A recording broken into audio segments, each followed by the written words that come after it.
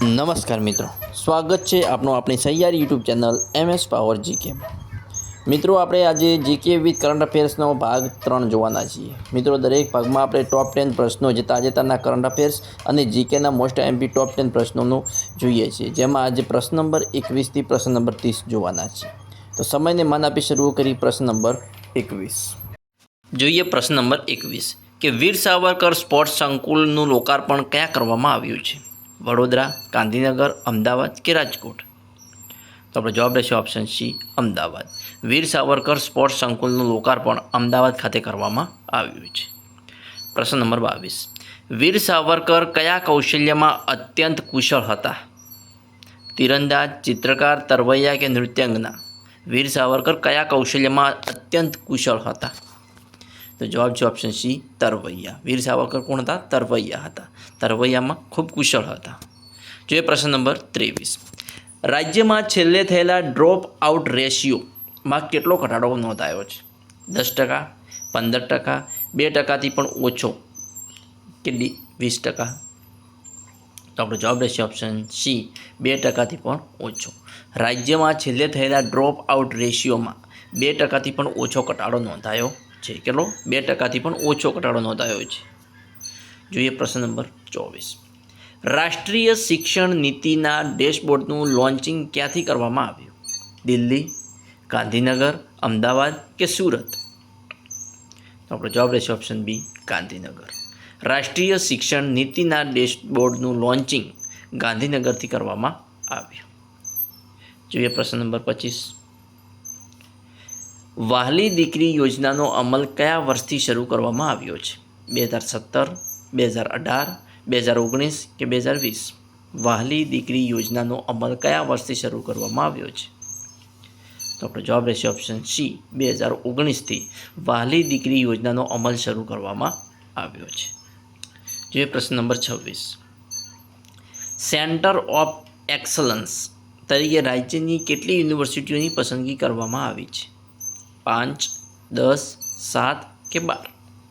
Centre of excellence તરીકે રાજ્યની કેટલી યુનિવર્સિટીઓની પસંદગી કરવામાં આવી છે? તો જવાબ છે 7 યુનિવર્સિટીઓની પસંદગી કરવામાં આવી છે સેન્ટર ઓફ એક્સલન્સ તરીકે. જોઈએ પ્રશ્ન નંબર 27 છેલ્લા 10 વર્ષમાં સતત A1 ગ્રેડ મેળવનારી કેરિયા નાગજ સરકારી શાળા કયા જિલ્લામાં આવેલી છે? અમરેલી, રાજકોટ, જુનાગઢ કે ભાવનગર? જવાબ રહેશે ઓપ્શન એ, અમરેલી.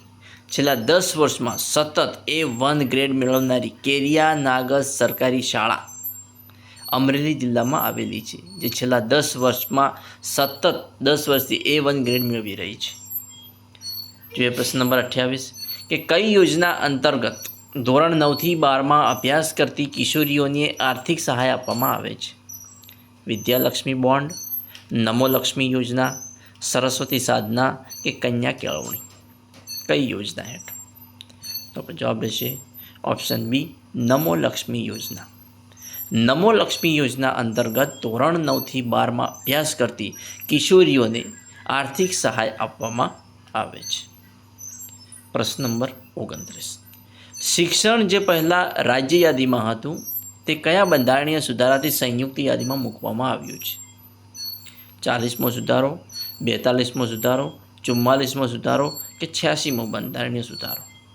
કયા સુધારામાં સંયુક્ત યાદીમાં મૂકવામાં આવ્યું છે શિક્ષણને? જે પહેલાં રાજ્ય યાદીમાં હતું, પછી સંયુક્ત યાદીમાં મૂકવામાં આવ્યું છે. તો આપણો જવાબ રહેશે ઓપ્શન બી, 42મો બંધારણીય સુધારો. 42મા બંધારણીય સુધારામાં શિક્ષણને જે રાજ્ય યાદીમાં હતું તેને સંયુક્ત યાદીમાં મૂકવામાં આવ્યું હતું. જોઈએ પ્રશ્ન નંબર 30 હિન્દી શબ્દ સિંધુ એ શું છે? નવો કાવ્ય સંગ્રહ, નવો હિન્દ શબ્દકોશ, એક નદીનું નામ છે કે સાહિત્યિક સંસ્થા છે? શું છે હિન્દી શબ્દ સિંધુ એ શું છે? તો આપણો જવાબ રહેશે ઓપ્શન બી, નવો હિન્દી શબ્દકોશ છે. હિન્દી શબ્દ સિંધુ એ નવો હિન્દી શબ્દકોશ છે. તો મિત્રો, આજે ભાગ 3ના 30 પ્રશ્નો અહીંયા પૂરા થાય છે. આવતીકાલે નેક્સ્ટ 31થી 40 પ્રશ્નો જોવા ચેનલને સબસ્ક્રાઈબ કરવાનું અને તમારા મિત્રો સાથે લિંક શેર કરવાનું ના ભૂલતા. Thanks for watching my video.